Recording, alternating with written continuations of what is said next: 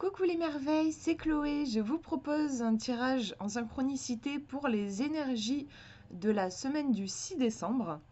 J'ai pris avec moi le magnifique oracle du lac des cygnes qui est sorti en plus, il est sorti hier. Je vous fais cette vidéo le 3 décembre et il est sorti hier.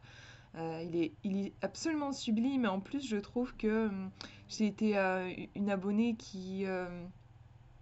je me rappelle plus du nom, j'ai pas la mémoire des noms, désolée, mais ouais, sur Facebook qui me disait c'est un jeu, les tons vont très bien avec l'hiver, et c'est vrai, je trouve qu'il est bien adapté à ce mois de décembre.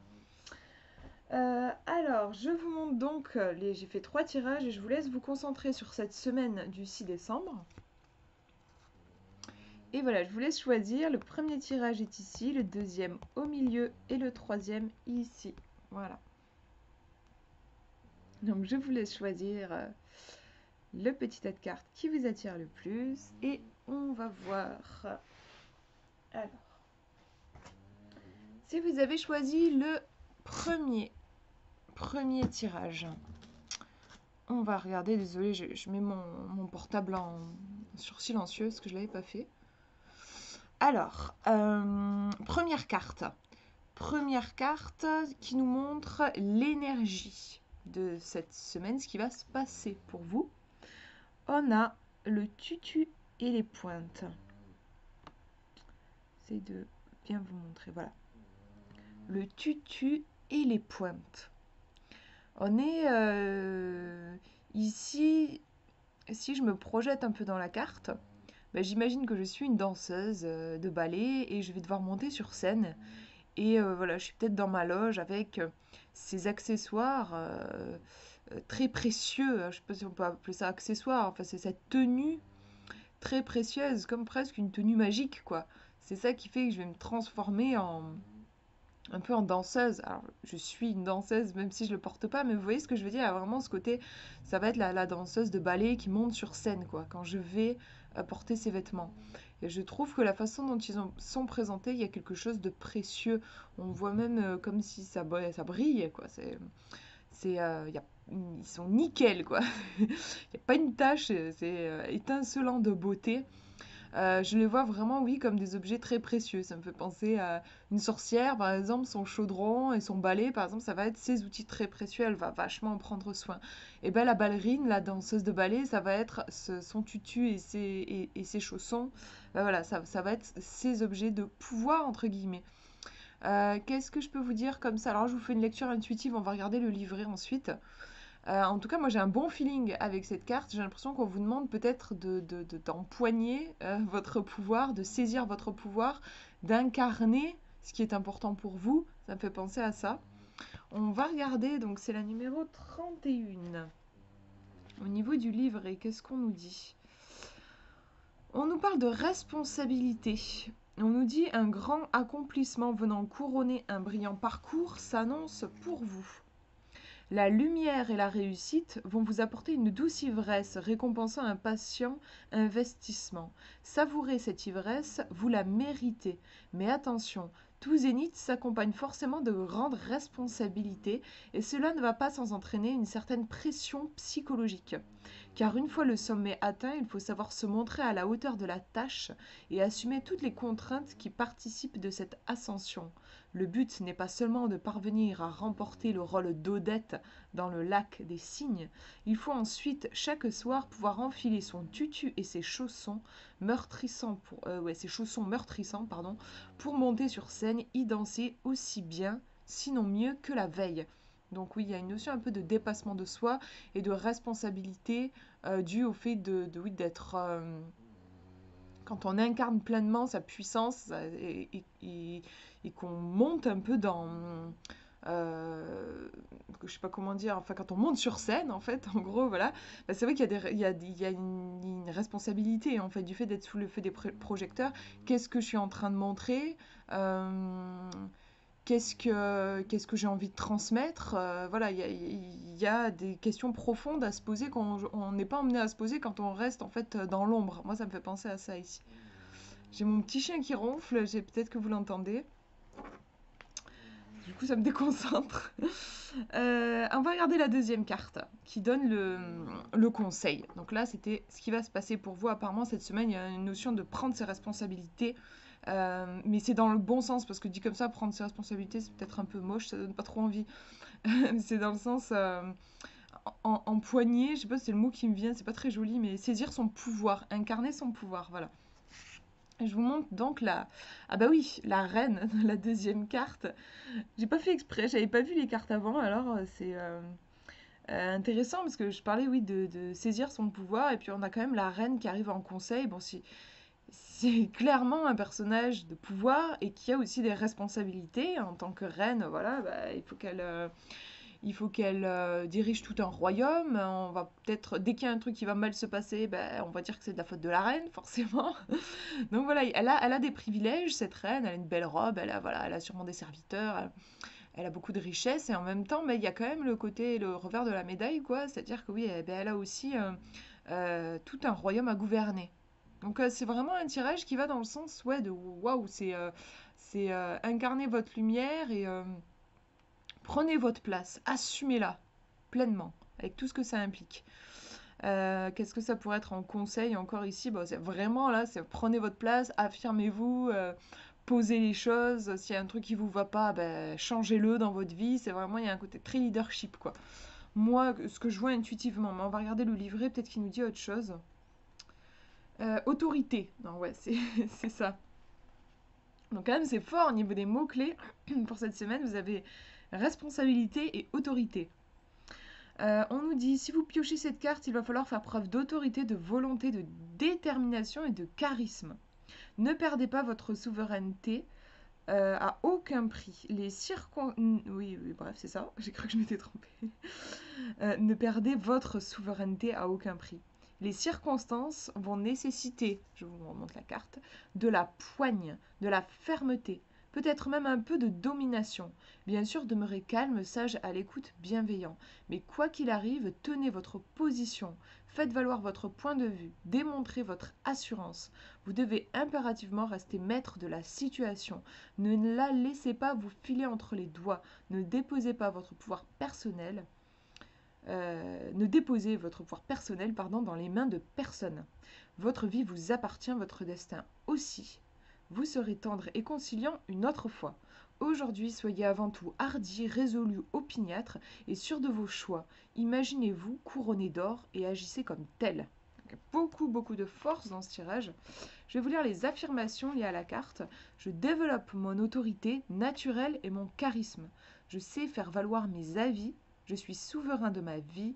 Je suis maître de moi, de mes pensées et de mes actions. C'est c'est très clair. C'est vraiment, il y a un truc, c'est puissant. On vous demande vraiment de poser des bases, de les honorer, ces bases, et de ne pas vous laisser marcher sur les pieds aussi, clairement. Il y a vraiment quelque chose de costaud là qu'on vous demande d'incarner. Voilà pour ce tirage. Hop, je le mets de côté, on regarde le deuxième. Première carte qui vous montre un petit peu l'énergie, ce qui va se passer. Pour vous, pour cette semaine, on a les 32 fouettés. Je crois que cette carte, je l'ai sortie pour le mois de décembre aussi. C'est une carte qui nous parle de relever, qui nous invite à relever les défis. Les 32 fouettés, voilà, j'imagine que c'est quelque chose qui n'est pas... Enfin, ça demande une certaine technique. De ce mouvement spécifique de danse demande une certaine technique. En même temps, elle a l'air de franchement de kiffer ça. Je pense, oui, que c'est quelque chose qu'elle maîtrise, en fait. Elle s'est sûrement énormément entraînée. Et maintenant, bah, elle est juste dans... elle incarne ça, en fait. Voilà.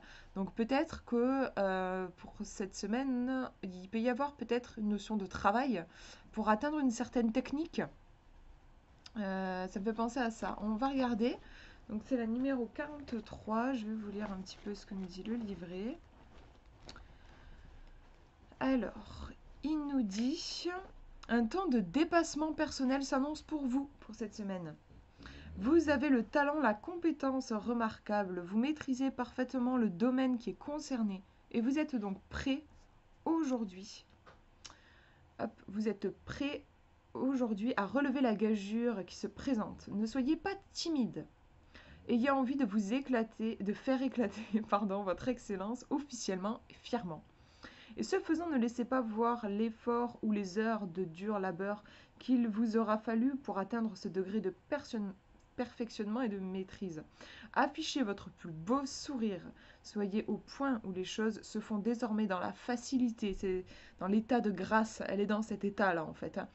La carte ne nous montre pas la danseuse qui est en train de bosser comme une malade. Je pense que ça lui est arrivé, mais on ne voit pas ça. La carte nous parle de ce moment où on a, ça y est, on a travaillé, on est apte, on a la compétence et du coup là on est dans cette performance là. Enfin voilà, on montre ce qu'on sait faire. En gros c'est ça. C'est un peu une semaine pour montrer ce que vous avez, ce que vous savez faire pour incarner peut-être quelque chose sur lequel vous avez bossé pendant peut-être des mois avant quoi. On nous dit vos exploits vont impressionner votre audience, ils créeront un modèle que beaucoup, après vous, vont avoir envie d'égaler. N'ayez donc pas de doute ou de timidité et lancez-vous avec assurance. Voilà pour les énergies. Chouette, je trouve que c'est des chouettes énergies, vraiment. Après, il y a quelque chose de costaud, il faut y aller, quoi. Mais je trouve que ce sont de belles énergies. On va regarder le conseil. Alors, le conseil, on a Odile, le signe noir. Alors, je suis curieuse de voir ce que va dire le livret parce que je ne connais pas la carte.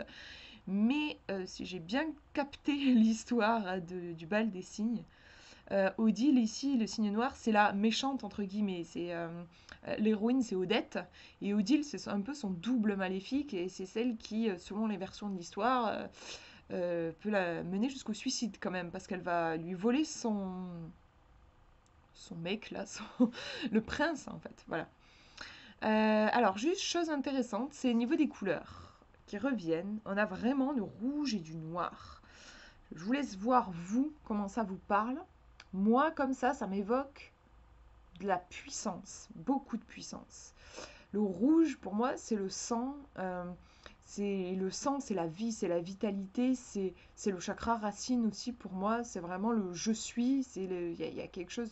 Ça peut être un peu la passion. Le rouge et le noir aussi, ce sont souvent des couleurs qui peuvent être associées aux méchants. Genre, d'ailleurs, là, Odette, c'est Odile, pardon. C'est un peu ça. Mais je vais dire, même dans les, je sais pas, les dessins animés, voilà, genre, là, je sais pas pourquoi je vois Dark Maul dans le Star Wars, et qui a une tête toute rouge avec, je crois, il a des traits noirs sur la figure. Enfin, il y a ce rouge et noir. Je, je, je vois plus un costume de méchant, en fait, en noir et rouge qu'un gentil. Pourquoi? Alors souvent les méchants, là je vous parle d'archétypes hein, des dessins animés par exemple, les méchants représentent ils sont très puissants. Il y a une grande puissance, mais souvent une puissance qui est destructrice. On est dans l'absolu et c'est le méchant qui veut tout, il veut, il veut là, je pense à Scar dans Le Roi Lion. Il veut tout le royaume pour lui tout seul. Souvent, c'est des personnages et en fait, ils ont une énergie très yang, très fougueuse, très puissante, mais c'est très bien, mais sauf que c'est trop en fait. Ils sont dans cet excès, ils bouffent tout sur leur passage. Donc, on a peut-être une énergie comme ça, super puissante. En plus, on est dans le conseil ici, donc attention, c'est pas négatif, hein. Justement, on va voir comment est-ce qu'on peut le tourner, parce que j'imagine que la carte, la façon dont elle va être décrite, ça va être un peu négatif, mais je vais le tourner dans mon interprétation en positif, puisque j'ai demandé un conseil. Donc, Odile, oui c'est ça, c'est Odile, le 21, la carte 21. Alors, on nous parle de duplicité. Je vais vous lire un peu plus pour cette carte, parce que comme je ne la connais pas, la carte montre Odile, la fille cachée du sorcier Rothbart. Celui-ci a surpris le serment d'amour échangé entre Siegfried et Odette et veut le rompre à tout prix. Dès le lendemain, elle se rend donc au bal organisé par la reine, déguisée en aristocrate. Odile l'accompagne, elle-même ayant pris l'apparence d'un cygne noir afin de duper Siegfried.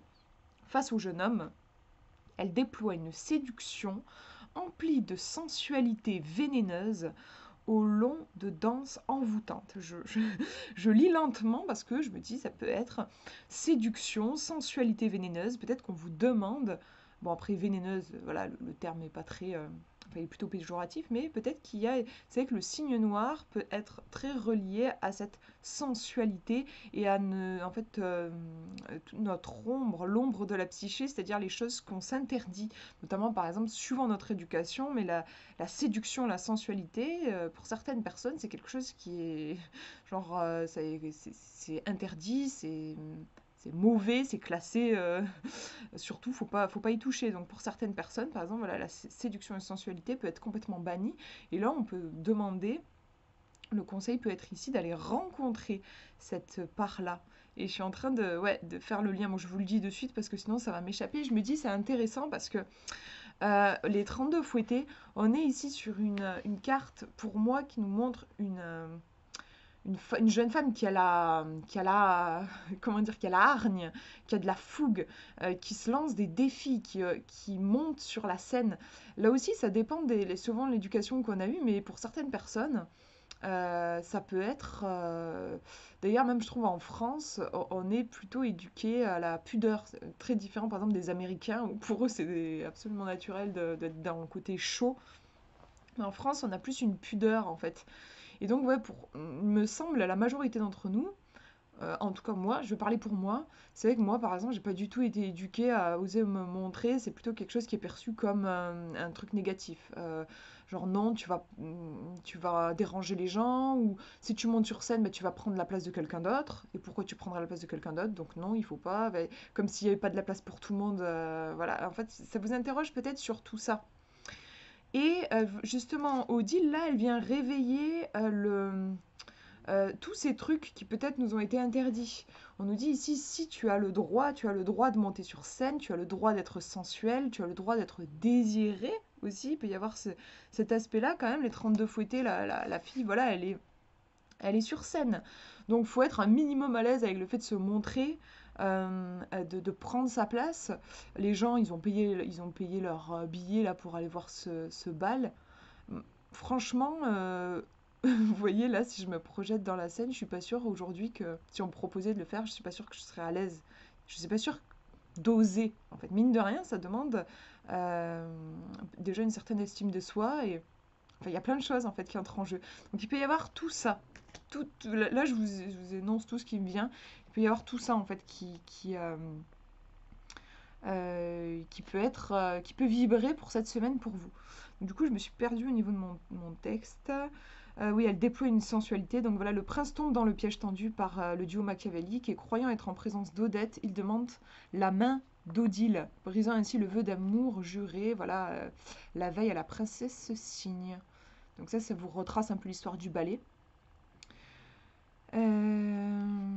Je regarde s'il y a autre chose, mais en fait, je pense que je vais m'arrêter là sur cette carte parce que je l'ai bien senti. Enfin, en fait, des fois, c'est voilà, des déclics en lisant là. Pour moi, en fait, c'est vraiment ça.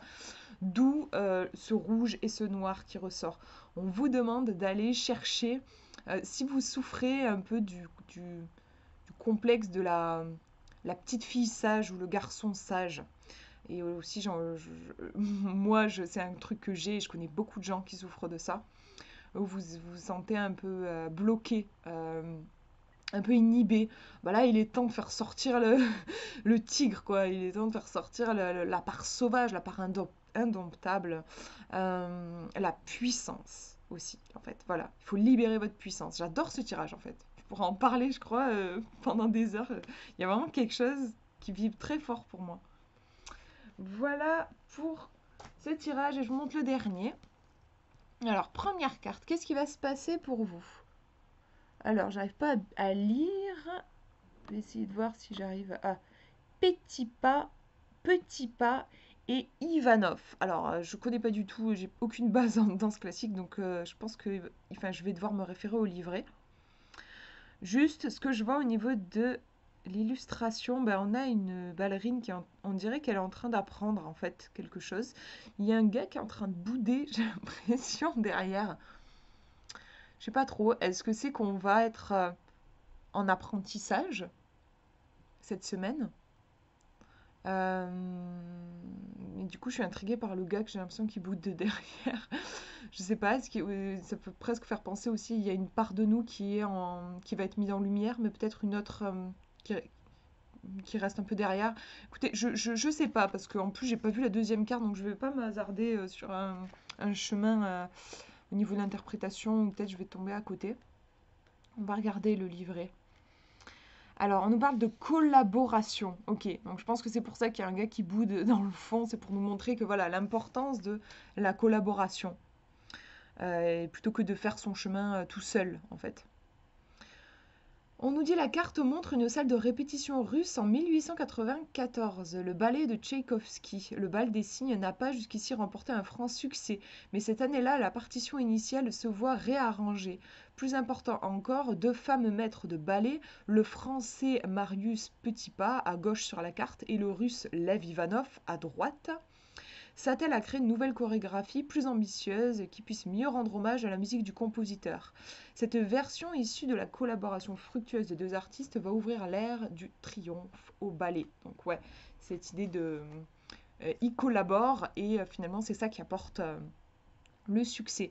L'image présente donc les deux maîtres au travail en train d'enseigner aux élèves leur chorégraphie. On nous dit la situation réclame que vous fassiez appel aux compétences d'un collaborateur, partenaire, associé ou binôme performant. Vous pourriez bien sûr réaliser le travail seul, mais il est ici bien plus favorable de réfléchir à deux, de partager des idées, de confronter les visions et de les enrichir du point de vue de l'autre. Recherchez donc attentivement cette personne qui peut vous compléter et vous aider à mener à bien ce projet. Ensemble, vous allez pouvoir réenvisager totalement les tenants et les aboutissants du problème et parvenir à les résoudre d'autant mieux. Veillez également à choisir quelqu'un avec qui il n'y aura pas de bataille d'ego. Hein, donc je reviens avec mon petit coco derrière là, qui a l'air vexé. Je pense que voilà, c'est cette histoire un peu d'ego ou de rivalité contre-productive. Il vous faut une personne qui soit votre yin, comme vous êtes son yang et réciproquement. Côte à côte, vous allez produire des merveilles. Donc voilà, on a une semaine ici placée sous le signe de la collaboration, même de la l'équilibre. C'est pas le mot que je voudrais prononcer. Je sais pas comment, il me vient pas. Euh, mais complémentarité, voilà, c'est ça. Vous allez avoir des qualités qui vont pouvoir aider quelqu'un et cette fameuse personne, elle va avoir des qualités qui vont venir vous aider. Voilà. On est vraiment sur l'idée ici d'un partenariat, de travailler avec l'autre ou avec les autres. En tout cas, il ne s'agit pas de rester seul dans son coin, notamment si vous rencontrez des difficultés, peu importe que ce soit au boulot ou ailleurs. On vous conseille plutôt, enfin au niveau des énergies, on a plutôt quelque chose qui va dans le sens de ne pas rester seul et d'aller rencontrer l'autre, pourquoi pas pour demander de l'aide aussi, ou pour échanger tout simplement. On va regarder le conseil justement par rapport à cette énergie de collaboration. Et on a le prince Siegfried. Très très jolie carte, mais je ne la connais pas encore. Comme ça, moi, il m'inspire. C'est marrant parce qu'il est. C'est un prince, on le voit sur son trône et en même temps, il a l'air très artiste, ce prince. Je sais pas comment vous le ressentez, vous, mais ben, il a ouais, une espèce de banjo, sa mandoline, enfin, je sais pas trop, en tout cas, son instrument de musique. Et puis, on voit des parchemins, puis même, je sais pas, j'allais dire, il a une certaine grâce. Bon, en même temps, comme on est dans le bal des cygnes, j'imagine que voilà, il y a ce côté danseur. Mais en tout cas, voilà, je sais pas, j'ai l'impression qu'il y a ce côté très sensible et très artiste. Peut-être, justement, on parlait de collaboration. Dans la collaboration, peut-être que vous avez, vous, ce que vous avez à apporter dans la collaboration, dans votre rapport aux autres, c'est votre sensibilité, en fait. Moi, ouais, je ressens bien un truc comme ça. On va regarder, donc c'est le numéro 14. Qu'est-ce que ça nous dit? Ben, on nous parle de potentiel. Très chouette. Comme mot, j'adore. Le moment est venu de vous interroger sur vos forces, vos qualités, vos talents, vos compétences. C'est intéressant, ça, c'est très en lien avec la collaboration en fait. On vous dit vous êtes porteur de dons uniques qu'il vous faut mettre en lumière, utiliser pleinement dans cette situation. Ne perdez pas de temps en modestie, en doute, en remise en question de vos capacités. Soyez sûr de vous et de vos facultés. Le monde peut être à vos pieds pour peu que vous acceptiez de vous lancer à corps perdu dans votre vocation. Alors n'attendez pas, soyez artiste de votre vie, affûtez vos talents, définissez clairement ce qui forme votre vocation et n'hésitez pas. Le potentiel qui sommeille en vous a besoin de jaillir à l'extérieur pour y apporter beauté et espoir. Trop beau, j'adore. Affirmation. Je connais ma valeur. Je connais mes talents. Je sais que je suis quelqu'un d'unique et qui, à ce titre, a quelque chose d'unique à offrir au monde. J'accepte ma vocation et j'exploite mes compétences pour le bien de tous. Donc vraiment, le tirage est très cohérent, en fait, je trouve.